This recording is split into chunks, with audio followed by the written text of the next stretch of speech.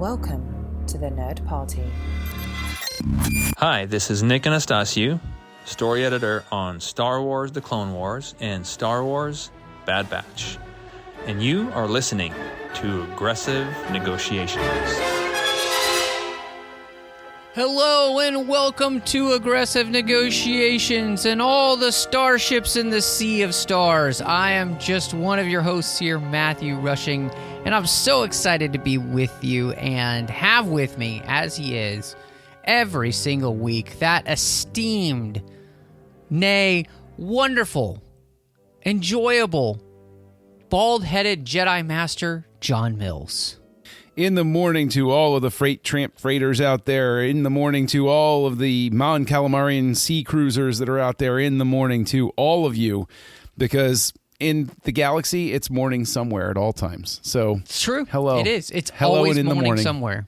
Yes, it is. Always. You know what? I like that. That should be our slogan. It's always morning in Star Wars. Right? There you go. Amen. Amen. I like We're it. so excited. We're going to have a really fun show tonight. We're going to be diving back into the Jedi Apprentice series, and we're getting very close to finishing that series. We actually only have, after tonight, 2 books left officially, and then there are the specials that they did. So we're getting close. It's been a long, long road, but I'm really excited to be getting to this one.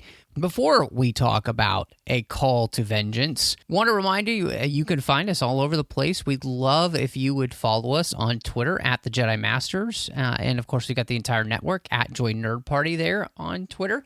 You can find us on Instagram at the Nerd Party. You can also find us online at thenerdparty.com. You can find us on Facebook at facebook.com/thenerdparty. And maybe you haven't done this, but go over to wherever you're listening to your podcast. Make sure you're subscribed to the show so you get it as soon as it drops. And we have not had a review on Apple Podcasts in a while, and we really appreciate those because mainly they really do help the show grow. So we'd love it if you would give us a review and a rating, and we read those reviews on the show. So all that said, John, we are going to be talking about, as I mentioned, the Jedi Apprentice series, this book called A Call to Vengeance, and this one picks up right where the last one left off, and Tal has just died, and as per the title, Qui-Gon has vengeance in his eyes. And in his heart. And the cover is a little unsettling to see Qui-Gon with an angry look on his face and, grasping the saber. And, so the cover is interesting immediately. It sets the tone and everything like that. And that I'm all about spending time with Qui-Gon and Obi-Wan during this stage. And I think that it continues to be very interesting where I think, have been approaching this whole series as thinking, how could this or does this still fit within the quote-unquote new canon, as it were? And that's the first thing I want to bring to the floor with you here is I think this book is yet another one that very much survived. I mean, obviously, this is wrapping up an arc. So if any part of the arc would work in the sort of Clone Wars series approach to the new canon, then this one would too, by extension. But even taken as a solo story, it seems to do everything that we do love from the Clone Wars or the Bad Batch or Rebels, where it has that poetic rhyme for what Anakin is going to go through. And you could actually take the things that happen between Obi-Wan and Qui-Gon here and actually use it as shading to whether Obi-Wan would have been more willing to overlook some things with Anakin because he'd seen this in Qui-Gon. And so he would have been more relaxed to say, things are going to work out. I'll let him have his moment here, and we'll talk about it later. I'm really glad that you brought that up because I do think that this experience for a young Obi-Wan Kenobi does have a major impact on the way I view his treatment of Anakin and his allowing of Anakin to kind of have this flirtation with Padme, this idea that maybe, even Jedi can have a little something on the side, you know what I'm saying? And still be okay, and that they could put that aside. We see how difficult it is for Qui-Gon here, for him to do that once Tal has died. And it does actually even take Obi-Wan at the end of the book calling out his name, at least that's what he thinks it was, to bring him back, from the brink of committing an act that he would regret. And in some ways, they play that off in the book as if it was actually kind of Tall calling out to him because it wasn't Obi-Wan. But I think it was a mixture of both. Obi-Wan's presence being there has an impact on Qui-Gon pulling back, and I think it brings up the memory of who it was that he is, quote unquote, avenging, and that would be the last thing that she would want. What I would say is that I do want to double back to this, where you seem to approach it from the idea that it wasn't necessarily Tall that he heard, whereas when I read it, I approached it from the standpoint of, okay, I know at the time this was written, it's going to be set up that what Qui-Gon did in terms of retaining his identity was extremely unique. It caught Yoda by surprise. Even Yoda didn't know that secret. Or he sort of knew, if you go with the secret missions, whatever. Let's put all of that aside. But you can still contextualize it as, of course, Qui-Gon would be the one to hear if Tall, who had been so close to him, if that curtain between the netherworld and, the living force would have been thinner for Qui-Gon. He would have heard her voice through time, or because Qui-Gon, as we all know, was the one who was closest to the world between worlds. And if time means nothing, then he could have heard Tall, as an after effect. I think that even more important about that is the fact that Watson, I think, takes because this is a young adult series, takes a very important philosophical approach to it as saying the important thing isn't whether Tall was really speaking as a spirit to Qui-Gon, but Qui-Gon acknowledging he'll hear her voice no matter what because she's a part of him. And I think that's a good sort of thing, especially in a young adult's book, to reinforce, is that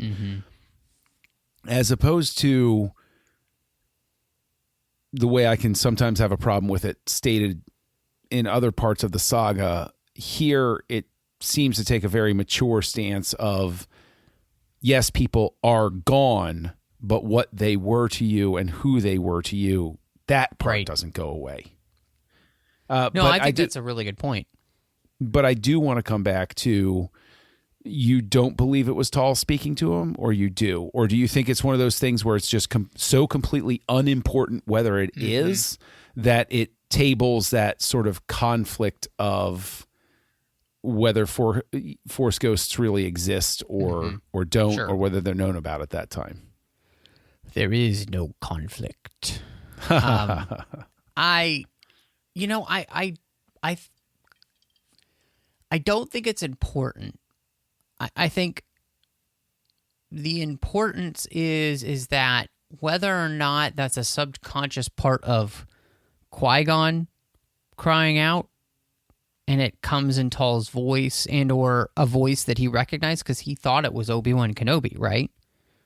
And it's not until afterwards when Obi-Wan says it wasn't me that he thinks to himself, it was Tall, right? That it was her calling out. And so again, I don't think it's necessarily the importance of who.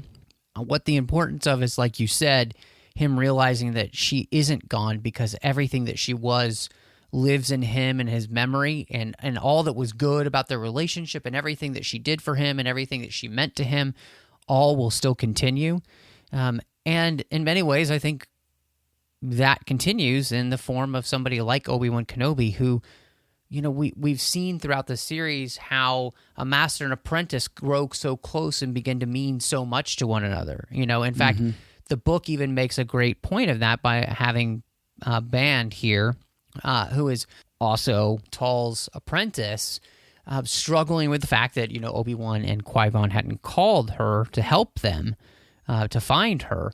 And so I think, what we really see is that there is a beyond, master and apprentice relationship that happens with most masters and apprentices that really creates something unique, right? And that it's almost kind of ineffable to describe what it is, but it's there, and that's the thing that where true Jedi are able to have this beauty of that they love, but it's not possessive.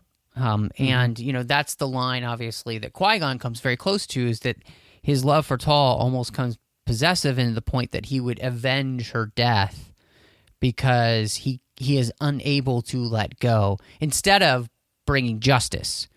And the definition between those two is very, Obi-Wan even thinks to himself this idea of that there's a difference between revenge and justice. There is, and it's fascinating because having a go with Qui-Gon being the one having trouble controlling things is really interesting because it also, I think, highlights the idea that Qui-Gon, he's almost elevated, even in my own view, to almost like a sainthood status. And I think it's a good reminder to have a story where even the saints were humans. And it's okay. It's okay to acknowledge that about them, that they had their own trials. And even if, the debate becomes, though, if Qui-Gon had failed this test of spirit, I'm very curious as to what would have happened with Qui-Gon.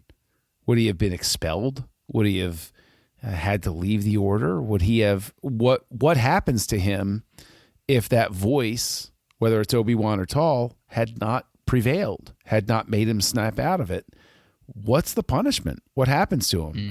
We see precedent in the later, it's how can precedent happen in the later story, but you know what I'm saying.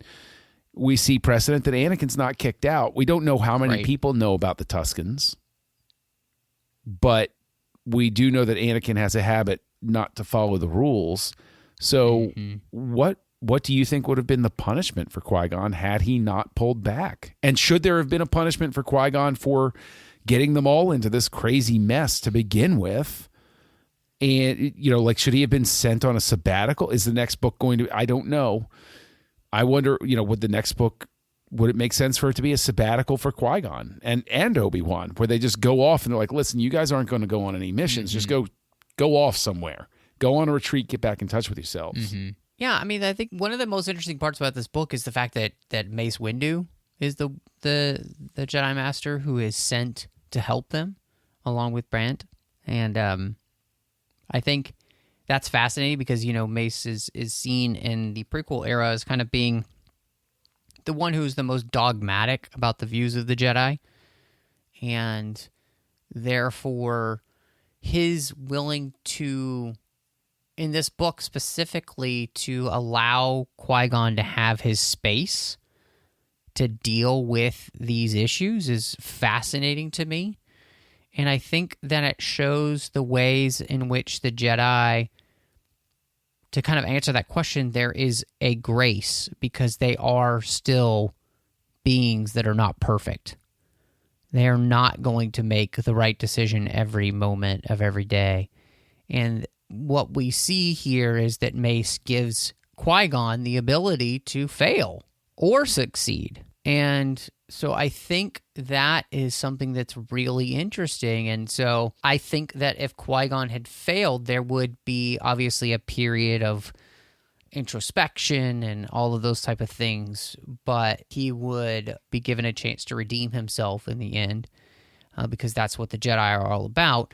And it's difficult, too, because, in the end, Qui-Gon is after a murderer and somebody who is guilty, and yet it is not the Jedi way to kill an unarmed person, right? That's not the Jedi way, and so, yeah, it is a really interesting question, but I would come to the fact that I do think that Qui-Gon would be given the ability and the choice to either work to rehabilitate himself or to be able to walk away maybe from the Jedi. See, I think there are two things here. One, I think there would be a mandate, or rather, better than a mandate. Mandates are silly. I'm thinking law, that there would be something have been passed by the Senate, since the Jedi act as an arm of the government that if a Jedi failed, there would have to be a set disciplinary action for it, an expectation of discipline, because the Jedi are essentially the super police. And if a cop gets out of line, they're supposed to be punished. So if Qui-Gon got out of line, he should be punished too. And I would imagine there has to be some sort of law in place to demand that, to say, okay. Sure. But otherwise, you just set up the Jedi to want to take over, which, maybe we could peel that onion and say maybe that's why everybody believes the Jedi are ready to take over and are willing to suddenly believe the Jedi because they had. And yes, I know we're getting therefore into the Clone Wars and stuff like that because the sisters even say to Ahsoka, Ahsoka sees the perception of the Jedi as decidedly different than what she thought it was, all of those sorts of things. But coming back to Mace, what I realized reading this book was obviously Watson has less to work on than what we have at this point. Sure. But what's very interesting is the character of Mace Windu. What really struck me this time as I'm reading this is by bringing Mace in and having him be in his steady state prior to the outbreak of the Clone Wars. Even though it does go through the series of the Clone Wars largely, I suddenly realized what a magnificent job Sam Jackson actually did in portraying, somebody who was a hard ass, but a really self-disciplined hard ass, somebody who had a tight rein on everything, who even when it gets to Geonosis, you can see he's ready to break, but he doesn't. And it actually makes his break in Revenge of the Sith even more interesting and satisfying because when he does lose it, you see exactly what he's holding on to. And we've talked about it before. I love Mace Windu. I'm convinced that if Windu had killed Palpatine, he winds up crossing over. And he's dangerously close to falling in that moment. And I think even if he doesn't kill Palpatine, he's dangerously close to falling in that moment. But I think reading this was one of those little treats that helps crystallize that journey even more because you realize that Mace was so locked down. And it made me appreciate Sam Jackson. It made me even appreciate what Lucas did even more with the character because everybody expected Sam Jackson to be Mace Windu in episode 3 the whole time. And we actually do get a journey through Windu's character just in the prequel films that I think is subtly and interestingly done. And this book, I think, taps into that, which I found surprising. Yeah, I think that the beauty of that is the way in which, Mace is faced with the same thing that Obi-Wan is, which is the loss of everything that he knows, right? And the way that they handle that is very different. Yeah. And so I think, like you said, that this book helps even create another link in the chain for that character to which Jude Watson does such a great job of connecting with. And, again, I'll say that I feel like this series itself should have been the basis for an animated show because it's just such a rich place to be playing in this era as, the Jedi learn to kind of like find their place in any way. And it's before the Great Fall, and it gives you an opportunity to really understand what the Jedi Order was meant to be, but at the same time, to be able to see some kinks in the armor, which will cause them to fall.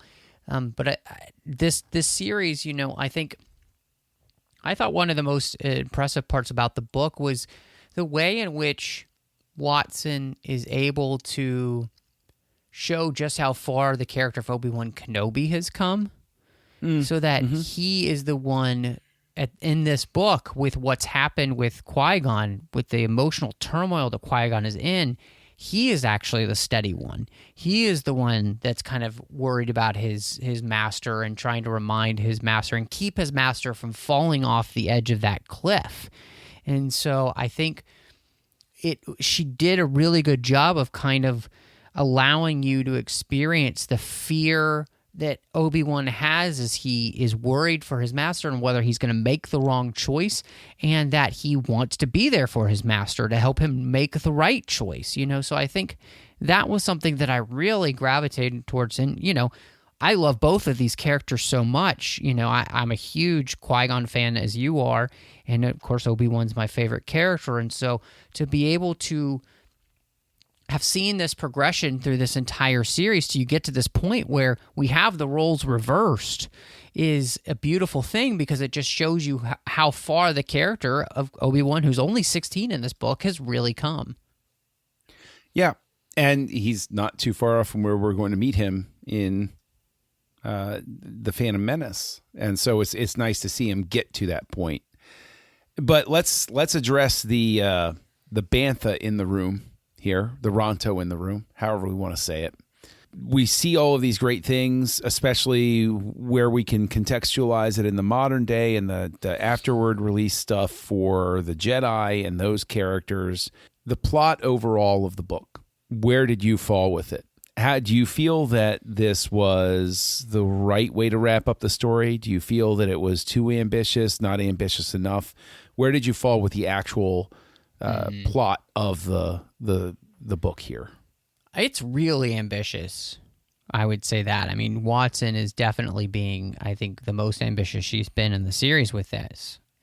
One of the things that I really gravitated towards because of that ambition was the way in which she's playing with all the different politics here that the Jedi are going to get themselves involved in, and how fraught that is. Just fraught with danger, for the Jedi to be involved in this level of politics. One of the things I really loved was the way in which the twin daughters use the ability of people to think emotionally with them instead of rationally as a way to fool everyone. And it felt so poignant for today on the way in which we prey upon the emotionalism of people so that they can't think rationally. They're only thinking with their emotions. And therefore, they make decisions that are not wise. And then those in power, or those that actually are in charge of their faculties, that because they're not thinking emotionally, are the ones who are able to take charge. And it just crystallizes beautifully as the kind of pivot point of this story as to how people like that can play anyone, even Jedi, in this story.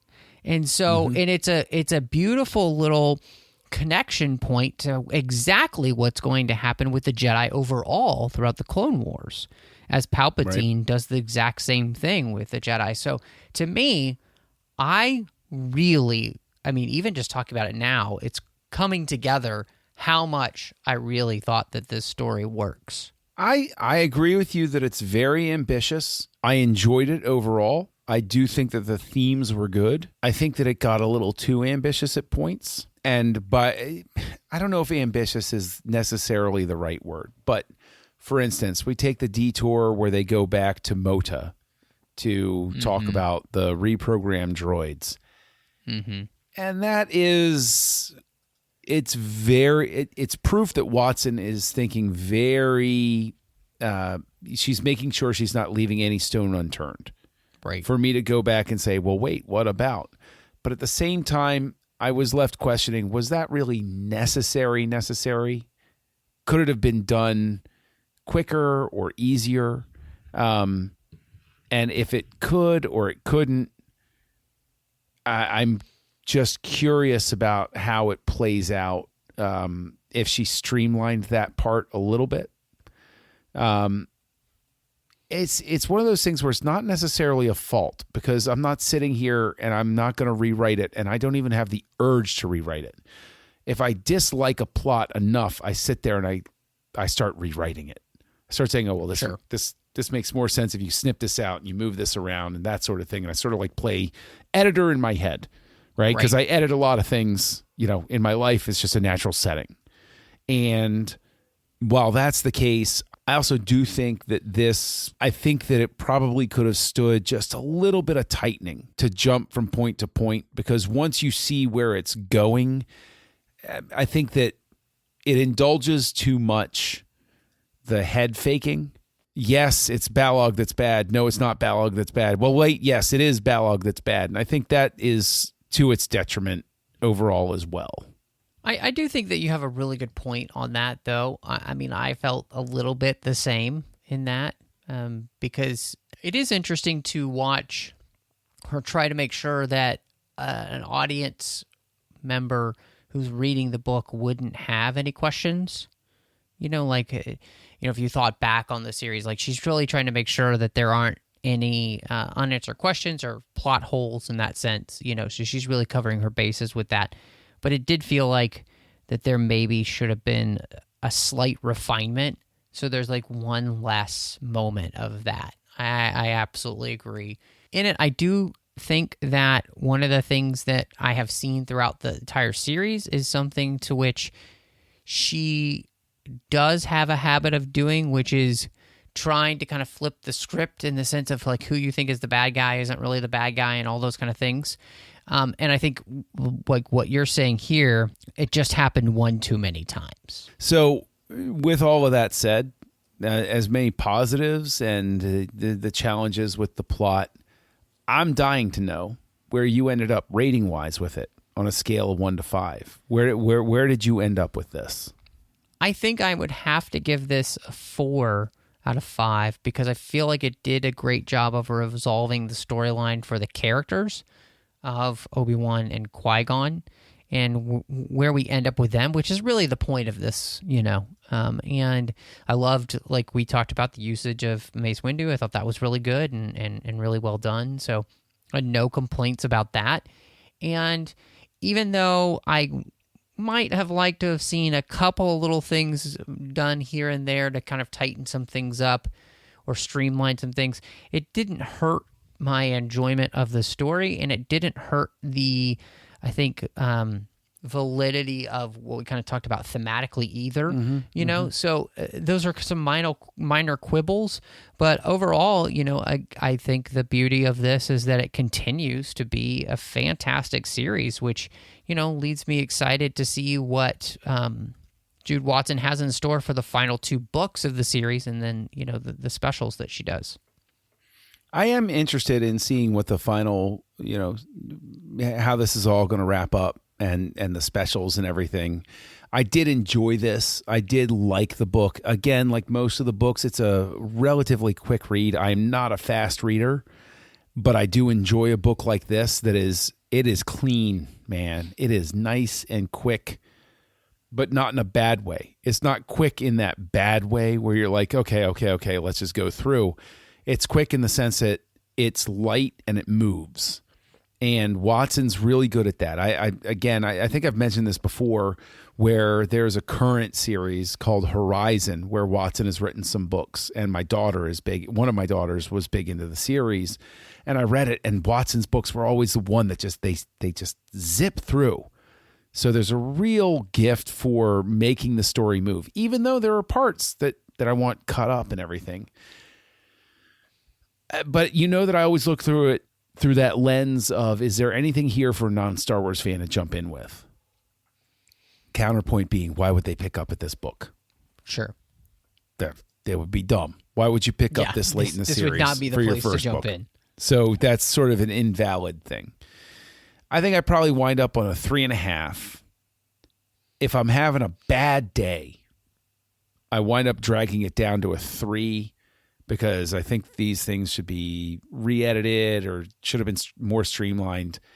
But because I enjoyed it and because I could sit here, again, and we keep coming back to this with the series, because I can sit here and I can have an interesting discussion with my friend about what Qui-Gon's struggle might mean in terms of Anakin later, what Obi-Wan's growth means in terms of how I'm going to encounter him and how his arc is going to be affected, with gaining an appreciation again for how Sam Jackson plays Mace Windu and the way that George Lucas structured it. Since Goodreads locks me in to whole stars only, I wound up bumping it up to a 4. I enjoyed it. It was good. It moved along. And it did what it set out to do, which was it gave me some character moments that I was interested in, and I had a good time. So I'll round up, and I give it a 4 as well. Yeah, that's great. I mean, I think one of the best parts about the series is just, as we've mentioned over and over again, is its strength. And the fact that it continues to be strong and it's kept our interest this long, I think is what's fascinating about it. And it's a fun series. And again, I would just love to see them kind of mine this era. You have the new canon and you have that ability. So, do it. Why not use the resources? I mean, there's no reason not to, whether it's a book series, a comic book series, an animated series, this is all just right there for you to be able to give fans great Star Wars content that they will absolutely love. And so, yeah, I don't know why you wouldn't do it. But, John, if people want to tell you why they think that this should be a series, where can they find you on social media? Oh, nobody wants to find me on social media, but if you have that broken impulse, you can find me as Kessel Junkie, KESSELJUNKIE, and you can find me on your social network of choice usually, but Letterboxd is the most fun. Can't talk about anything too controversial over there, so enjoy me watching bad movies and writing pithy reviews of them to make it through the long, hard work days that we face. And you can find me here on the network co-hosting a show called House Lights, where we go through the works of directors broken up by decade or by other metrics that are actually a lot of fun. And I co-host that here on the network. Have a really good time with it. But you can also find me as we transfer over to where you can find Matt. You can also find me appearing occasionally on Matt's show, the 602 Club over on TFM, and our show Snyder Cuts, where we looked at the works of Zack Snyder. And we have a super secret project, not so secret project, but it'll be coming up in October. So keep paying attention to that feed. But Matt, where can people find you out there in the wild, wild west of the internet? Well, you could find me there on the open range of ridiculousness under the name Matt Rushing02 on those feeds. Just search for me there, follow me there. Would love to talk to you and interact with you. Like you said, there on the TFM network with the 602 Club, as well as Literary Treks and the Orb. Literary Treks about the books and the comics of Star Trek, and the Orb's about Star Trek Deep Space Nine. And may even be on something special coming up soon on that network as well, so you might want to look on the feed for that. Also, you could find me here on the network with a completed show I did with Drea Kaufman called Owlpost, where he talked about each and every chapter of the Harry Potter series, one chapter at a time. But you know what, John? I don't know about you, but I feel like it's time to go back to the temple and just get a good cup of caf. Master Rushing, caf is exactly what I could go for, so I say these negotiations are closed.